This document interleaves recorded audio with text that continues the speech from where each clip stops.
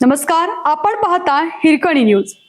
Hirkani news प्रत्येक क्षण ताज्या घडामोडी आणि महत्त्वाच्या प्रत्येक बातमीसाठी नेहमी तत्पर. डुकरांचा बंदोबस्त करा अन्यथा तीव्र आंदोलन. किरण कोळगे यांचा ग्रामपंचायतीला इशारा. माधवनगर येथे गेल्या काही दिवसापासून डुकरांचा वाढता वावर नागरिकांसाठी डोकेदुखी ठरत असून ग्रामस्थांचे आरोग्य व सुरक्षिततेचा प्रश्न ऐरणीवर आला आहे.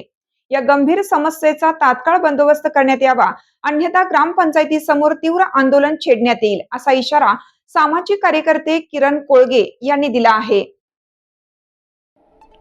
मिळालेल्या माहितीनुसार गावातील वॉर्ड क्रमांक 3 मध्ये डुकरांच्या टोळ्याने अक्षरशः धुमाकूळ घातला आहे. ही जनावरे रस्त्यावर मुक्तपणे फिरत असून ठिकठिकाणी कचरा उकरून विखुरला जात आहे.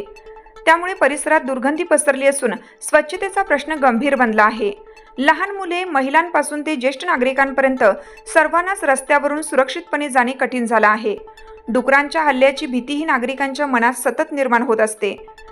ग्रामस्थांच्या म्हणण्यानुसार या समस्येबाबत अनेक वेळा ग्रामपंचायतीकडे तोंडी तक्रारी करण्यात आल्या आहेत. मात्र प्रशासनाने अद्याप कोणतीही ठोस कारवाई केलेली नाही.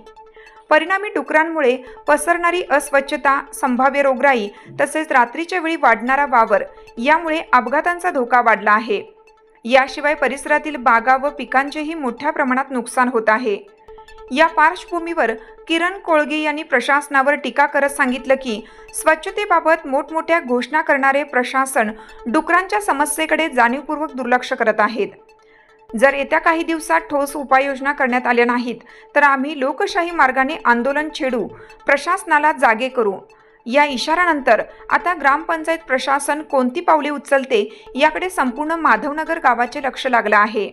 हिरकणी न्यूज करिता सहसंपादक राजेंद्र पाटील, सांगली.